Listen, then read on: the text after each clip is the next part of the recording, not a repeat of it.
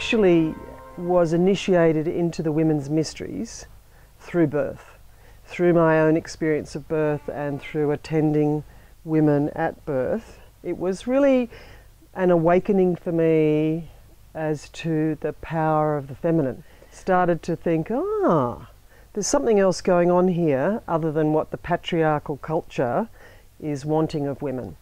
Women are amazing. You know, we are the goddess. And once I started to see it through birth, I started to see it look a bit deeper and see it over the whole of a woman's life. And the idea of everybody being on a life journey to wholeness, and that we have these experiences through our lives, particularly around our rites of passage like childbirth, that teach us what we need to learn about ourselves on our journey to wholeness.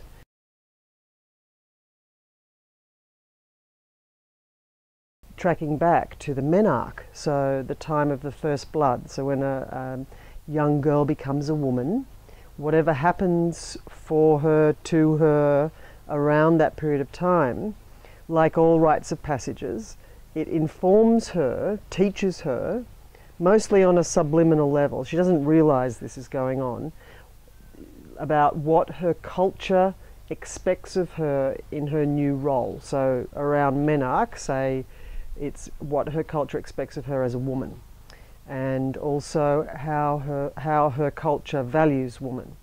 And so the woman, the girl who becomes the woman at the altar of MENARC is the one that shows up at the birth altar at the rite of passage to childbirth. So this is something that I've really enjoyed seeing, is how it's all connected. You know, obviously it's all connected. And I think that that's one of the things that gets forgotten in our modern world. It's like women show up for childbirth and they're just having their baby, or there's a bit of history taken and mostly physical, and a bit of a story about where they are and their family and what's happened, and then they have their baby.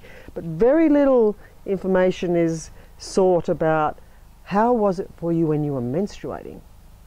What happened for you at your MENARC? Because these are the things that have created the woman who's at the birth altar about to be transformed into mother.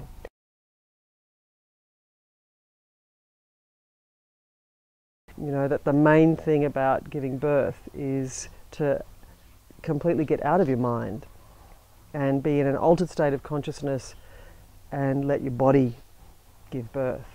And the only way that happens is if women are undisturbed, and that's really about their carers respecting the space and understanding the physiology, that it won't happen unless you be quiet and stop talking to her and leave her alone and let her follow her intuition and what her body's telling her to do and stuff like that. So yeah, and menstruation prepares us for this, but our culture teaches us to carry on regardless when we're bleeding. You know, ignore it and don't let anybody know. So rather than girls learning to understand the messages that their bodies are giving them during menstruation, or particularly during bleeding, so for them to feel whatever it is their body's telling them, and what does that mean, what is my body wanting me to do, and that, and starting to really get that communication going and understanding, like basically putting their heads and their bodies together. Instead of doing that, we take, you know, Advil, Panadol every 4 hours and ignore it and pretend nothing's happening. That is really bad preparation for labour, because in labour, if you ignore it, it just hurts more, because you can't, you know, ignoring it doesn't work. Well, it does. You can have drugs and stuff, but then if women knew the likely outcome of certain choices and the effect it would have on their baby, I don't think that they would choose it.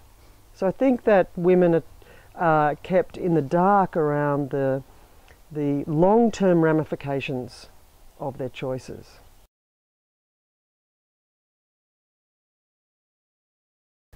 to have a fear, you have to believe something to therefore enable you to fear something.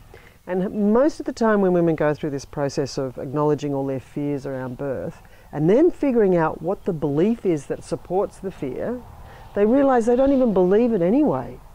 So updating your beliefs, it's like you forgot that you didn't think that, and then to update our beliefs has a huge effect in reducing our fears.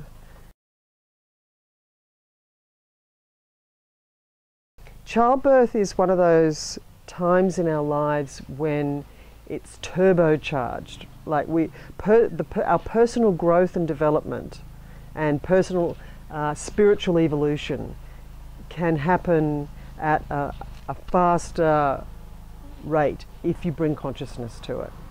And one of the ways that, so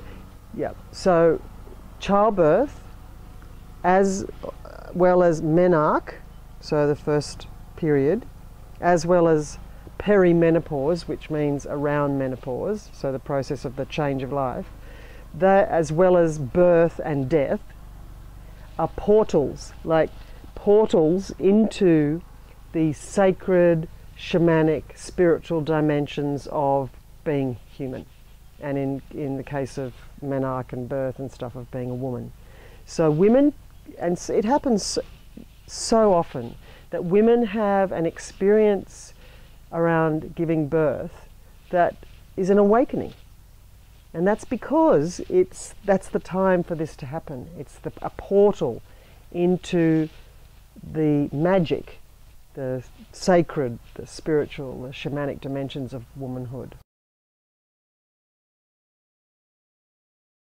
It's a really powerful thing for women, particularly after they've had their baby and they're trying to understand what happened, because, you know, most of the time birth does not necessarily match women's expectations, and they have intervention even if they didn't really want it.